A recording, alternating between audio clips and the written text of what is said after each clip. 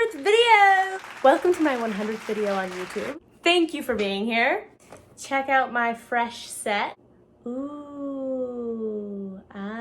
Basically, I've been wanting to share with you guys how I got into acting, how I started my acting career, if you will, and all of the things that led up to me putting pause on that career. It has officially been 1 year since my agent dumped me. First legitimate agency decided to release me from the roster, which I have a whole video on that. You can go back and check it out if you want to know how I feel. 1 year since my agent dumped me and 3 years since I started this YouTube channel. When I started this channel, I was a struggling actor working in restaurants as a waitress, fulfilling every actor cliche you could possibly think of. Of course, mid-pandemic, I decided, you know what, I need to take creative control over myself, over my career. I was unrepresented at that time, kind of floating my way through life. Unmarried, no prospects. 27 years old. I've no money and no prospects. I'm already a burden to my parents, and I'm frightened.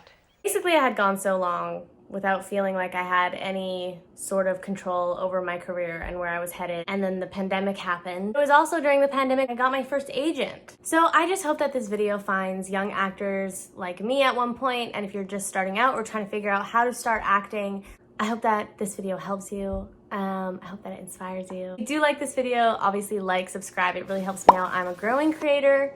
I'm on the road to monetization. My journey starts 1 year after I graduated high school. I graduated high school in 2013. I know, she looks amazing for her age. I took a gap year after high school because I knew I wanted to pursue acting, but I was also having this internal struggle of whether or not I should go to a university and study something practical like journalism. I was interested in journalism at the time, and I did get accepted into a university course for journalism. So it was August 2014, and I got accepted into this program. In that same month, one of my best friends was moving out to Vancouver and she needed a roommate. Do I go to university and do the responsible thing? Or do I say it and take a chance on myself and head out to Vancouver and try and start a life and acting career there? Vancouver's self-named as Hollywood North. It's kind of the Canadian equivalent of moving from the Midwestern America to Los Angeles. I had $2,000 saved because I was working in a grocery store, which, you know what, I could have saved way more money, but I only had $2,000 saved. I didn't have a job. I didn't have any plans to how to start acting once I finally did get to Vancouver, but I had a place to live. So shout out to Catherine for needing a roommate. A couple months living into Vancouver, I get hired at Starbucks. I'm able to pay my rent, which is great. And then I get accepted into an acting program. The program was called Acting for Film and Television. It was a 6-month program that would lead into longer semesters if you chose to study that long. The first thing that you need to do if you're trying to be an actor is study. There's just so many techniques that you can explore, so many different versions of acting. There's voice acting, there's screen acting, there's theater acting, there's musical theater. You really need to dive into classes to see what works for you and what path you might want to take. The perk to taking classes is you're connected with other people who understand the same struggles that you're going through, who have the same dreams as you, the same goals. Acting classes also connected me to mentors and coaches and people with experience in the industry. Scary as it seems to like drop everything, move across the country and start a new life. Actually, for some reason, that's like one of my favorite things to do. But all of the most valuable growth comes from outside of your comfort zone. Take steps to move out of your comfort zone, because I can honestly say that I was so physically, emotionally, mentally uncomfortable every single day in acting school. Like when I was full-time taking acting classes. I'm talking Monday to Friday, you have classes for acting. That was the kind of course I was in while I was working a full-time job. I was busy and I liked it. Every day, uncomfortable, wanting to jump out of my own skin.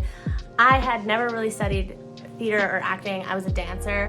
It's very different going up and performing in front of people versus like having to say lines and embody a character. It's just different. And I was so uncomfortable, but in those 6 months, I learned so much about myself. I learned so much about being vulnerable. I learned so much about allowing myself to be. Taking the 6-month acting intensive program honestly shaped who I am today and helped me get to know myself in my youth. Step 1 to becoming an actor is take a class and study the craft. The next thing I did was work on a feature film. I wasn't acting in this film. One of my coaches that I met in the acting school hired me on as her assistant. And basically she was just giving me a free pass to shadow her and watch a first-time director tackle their very first feature film. She ended up promoting me, promoted to the 3rd assistant director. It's kind of like a training assistant director, and this role is heavily involved with the cast. So as an actor, I got to work with the cast all day for like 2 weeks straight. At the time, I remember being so excited because I was watching these people, these actors that I was working with on my favorite TV shows, and I looked up to them, and they were so talented, like so skilled. They showed up to work every day knowing their lines. They were never nervous. They were always on it. And as a young actor, I was just so in awe of the professionalism, and it helped me set myself to a standard. But also connecting with people who have experience. And after that, I knew I really loved the whole concept of filmmaking. I knew that I was going to be a filmmaker, not just an actor. So shortly after I graduated acting school, I continued to study. I continued to take audition classes and scene classes because I was very bad and uncomfortable in auditions. So I forced myself to take audition classes because I knew it was where I needed to grow, as well as auditioning for student films. So I'm sure no matter where you live or where you decide to study, there are going to be film schools or creative institutes that have students who need to make short films or feature films for school projects. So one of the things that I did post-graduation was constantly audition for student projects and independent projects where people are just new filmmakers trying to get their foot in the door. These spaces also help you connect with other creators and other upcoming filmmakers. So help you practice auditions like me. I needed the practice. And then once you land a role, it's very low pressure. Everyone's doing this for the first time. There's no expectation. It's just kind of come together, have fun, make a movie. As you start to land these roles, these independent small student films, you will have a collection of footage of your characters or your parts that you can eventually take together and cut into a demo reel. I ended up cutting my first demo reel out of audition tape. So I think I took a collection of indie student film footage and tapes and mishmashed it together into a demo reel. So like I said, beginning of this video, I got my first agent in the middle of the pandemic. In the very beginning of 2020. The way that I got this agent was also kind of strange. I follow like a bunch of the local agencies here in Vancouver on Instagram just to obviously keep tabs on agencies and see if they ever do sort of like what I call cattle calls, where they put out a post and it's like, hey, we're looking for people from this age to this age or any age, and we want you to do commercial acting. We're looking to fill our commercial roster. They'll literally take almost anyone. You have to send like a video or something to them to be like, hi, I'm a real person. So I sent this video in to my agency, and it was just like 3 minutes of me talking on the couch like I do on YouTube, like, hey, oh my gosh, my hair's a mess. Like, anyways, I'm Courtney and I want to be an actor because I really want to ride a horse on TV and I want to do this and this, and I just showed them some of my personality. And this little self-describing video to the agency, and they called me the next couple of days later and they sent me a package, and I basically signed all the contracts, and yep, then I was signed. It's funny because it was one of the agents that I had sent a bunch of my demo reels out to early on and got rejected. Once you get your agent, you got signed. However that may be, whether you were sending out your demo reel, your packages. My goal was always to try and book projects that were union so that I could get credits and stay in the union.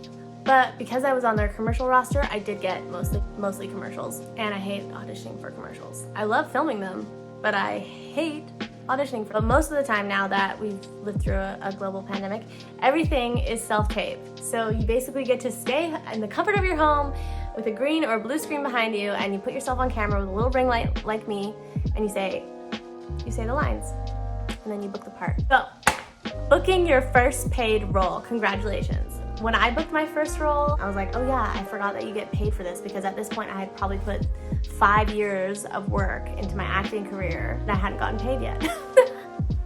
And that's the reality of it. You're gonna spend a lot of money on headshots and demo reels and audition classes and scene study classes. Well, another thing that I did to stay involved was, again, during the pandemic, I had started my YouTube channel. I wanted to do something creative. Just signed with my first legitimate agent, and I was auditioning and I was feeling like fire in my belly. So I wrote a short film based on my favorite TV shows, Scream Queens. Good evening, idiot hookers. The director had to drop out last minute because, again, it was a pandemic and she was feeling sick, so we were like, oh my gosh, yes, stay home. I ended up directing. Oh, I had put this off for so long because I knew I would love it. Low-key, I knew I was gonna fall in love with directing and being behind the camera and sort of having a vision and putting it to life. Fast forward to March 2022. I think I was with my agent for 2 years, maybe? Like a year and a half, and I get a call. Actually, no, I don't think it was even a call. I think it was an email. It was like, we've decided that we're gonna go our separate ways and blah, blah, blah. I like saying dumped for dramatic effect, but it really did feel like it was mutual. Because I cried when I got the email / call, but I was also so deeply relieved because I hated the auditions that I was going out for.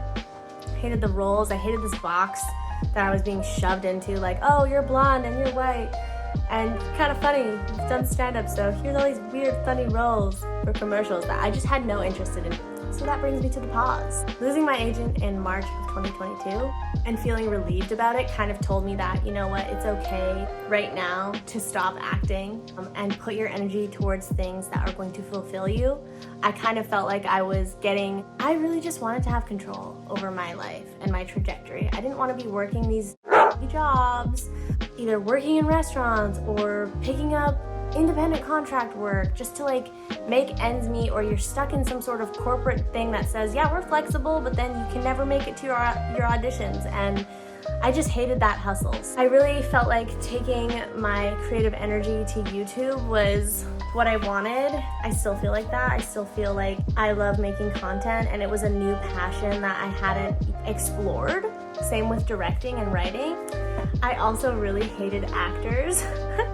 I couldn't handle the intense personalities. And yeah, I like having creative control over myself. I don't feel like acting often allows you to be very hands-on with that. Like for me, I just haven't found the agency that has looked at me and been like, okay, I see you for what you are. The acting career is one that has longevity, has potential, has fulfillment. It's one that you must constantly hustle at. You are constantly doing the unpaid work. And if I'm gonna do the unpaid work, I wanna come to YouTube, okay? I wanna hang out with you guys. Like, I'll create content and do whatever I want, and no one can tell me what to do because I'm my own boss.